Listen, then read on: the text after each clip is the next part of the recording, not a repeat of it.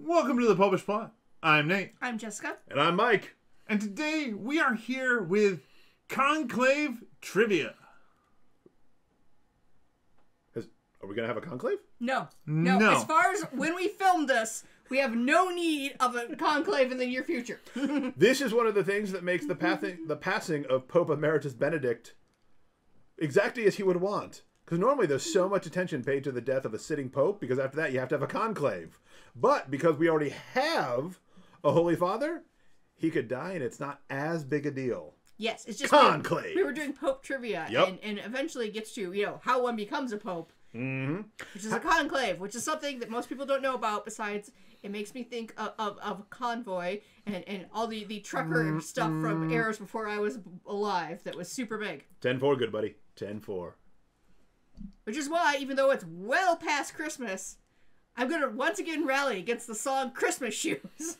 As well you should, because it's atrocious. Yes. It's offensive all year long. Seriously. It is, and it is just a lame version of a trucker song. Now I hate it even more. Yes. My one grandfather, who was not from the side of the family where everyone was a trucker, but with the side of the family that everyone built the cars, loved sad, depressing trucker music. So we were in the car with him, and we'd always listen to Grandpa, do you have any happy songs? No. No. This is the happy song. One time I was over at their house, and it was like in the middle of the summer, and I was so tired of listening to sad, depressing music that I put on the Chipmunks Christmas songs, being the most happy record they owned. Happy, happy, happy. Joy, joy, joy.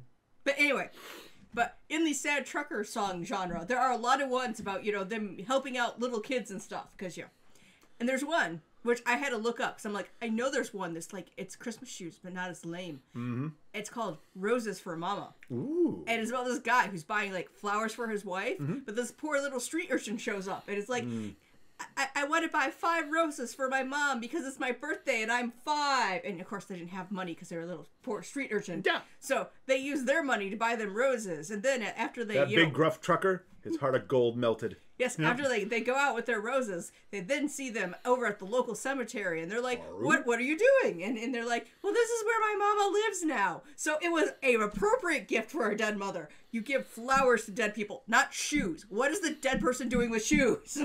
Now, truckers, they have theologically accurate songs. I mean, yeah, maybe not theologically accurate. But if Mama was a believer, she's still alive. That's fair.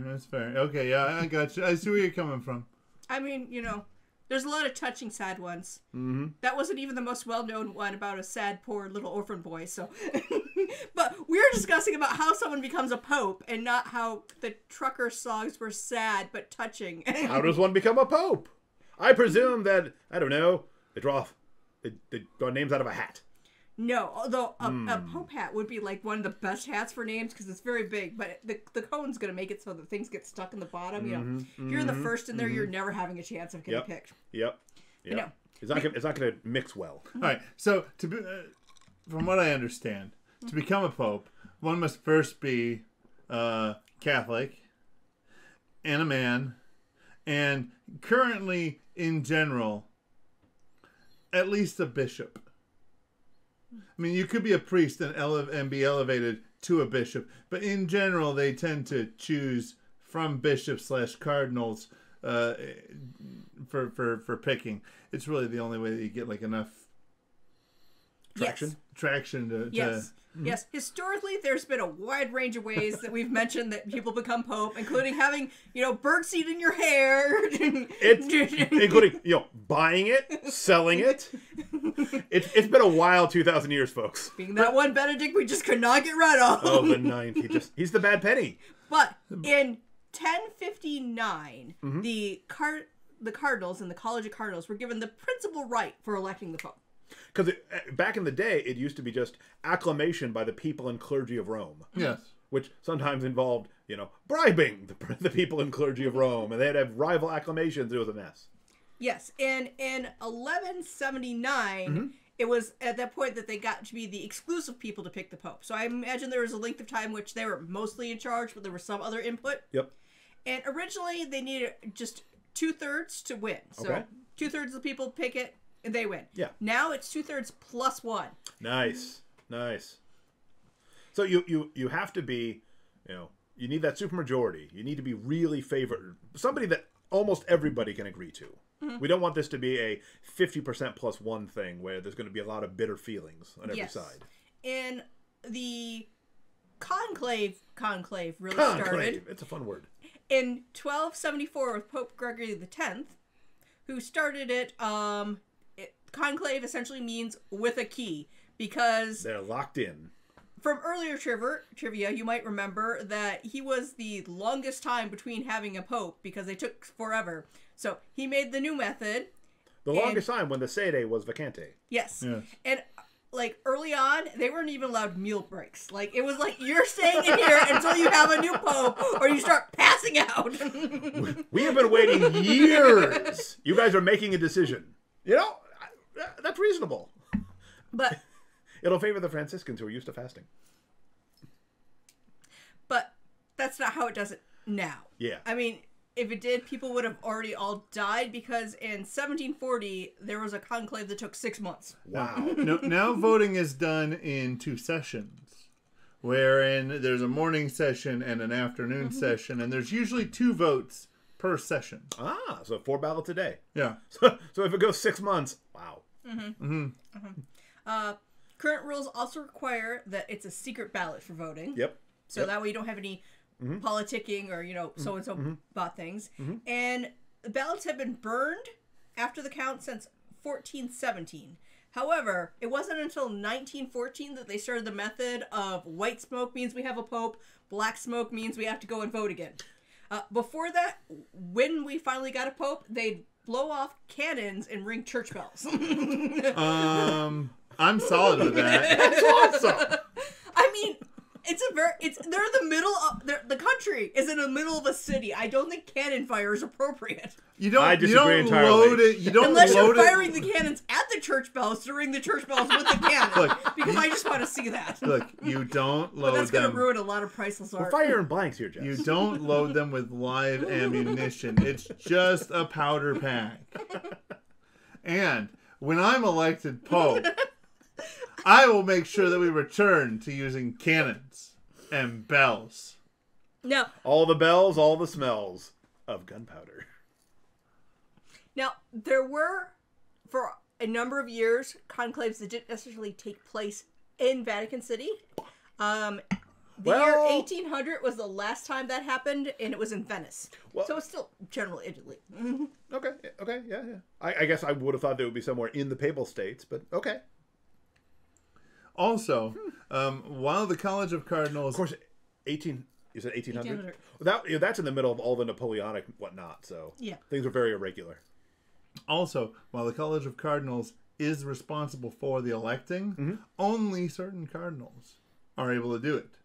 I believe the current rules are up to 80, and if you're 80 years old or older, you're still a cardinal, but you don't get to vote. Yes. Yeah. However, if the Pope dies the day after your 80th birthday, you're out of luck. Yep. If they die the day before your 80th birthday, you're fine, because it's based on, when your the Pope age, died, the last time they were alive. Yeah. Not when the actual event happens. Because there's supposed to be, I believe, the current rule is like a 2-week waiting period between when the Pope dies and when the conclave begins. So that way people have time to make their travel arrangements. Travel time. Yep. So it's about what position you're in when the Pope dies. But I believe as of the last time I checked, the current number is somewhere around like 126 voting cardinals at present. Yes, and the 80 rule was started in 1970 with Pope Paul VI. Well, I mean, for most of the history of the church, you would have a exceedingly small number of cardinals who are 80 years or older. Life expectancy being what it was. Yeah. So, the longest conclave, 6 months. And they had meal breaks. Yes. Praise God. Or that would have been a truly miraculous conclave. Do we have any idea what the shortest conclave was? Like when they reached their quickest decision? I did not find that out.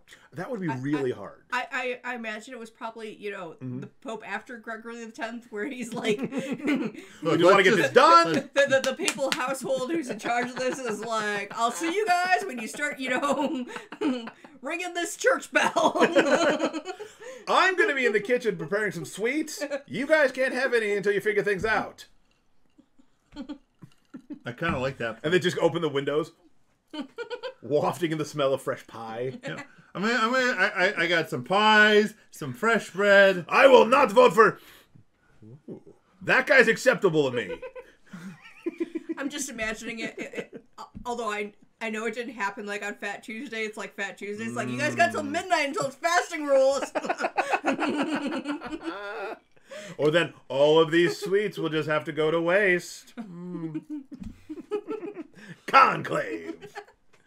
So, we don't get to have all the fun of a conclave right now. Hopefully not for some time. Hopefully not for a very long time. But it is fun to say, conclave. And as we were doing papal trivia, that is one thing that, even, most Catholics are like, all right, well, we've done this like twice in my life, so what is this again? What is this thing? Oh, yeah. Oh, absolutely. If you ask me during, St. John Paul's life, I would have, how they pick the Pope. What's a conclave? I don't know. Is that where they put the cheese for aging it? I probably would have thought that was like an autoclave. Yeah. Yeah. You don't age cheese in an autoclave. You should not. Although, no. We do not want clean cheese. It works because of bacteria and whatnot. Mm-hmm. Well, that's the thing about cheese. It has to be dirty, but only to a certain degree. What the real problem is that the autoclave cleans it by burning all the bad stuff off of it. Yeah, I know. Whereas then it doesn't, become cheese. So I mean, all the bad stuff. No, it would already be cheese. You put the cheese in there, and then you'd heat it up. With charcoal from cheese. I'm saying by the time it comes out of the autoclave, it's no longer the cheese you want. But anyways, we digress. With another thing that is not a conclave, but sounds vaguely like conclave. Or comment below with other things you shouldn't put in an autoclave. Oh, Clavis David. While you're down there, remember to hit the like button, the subscribe button, and the bell next to it so you get notified when new episodes come out. Conclave. And until next time, remember to always live your faith. Love your faith. Share that love.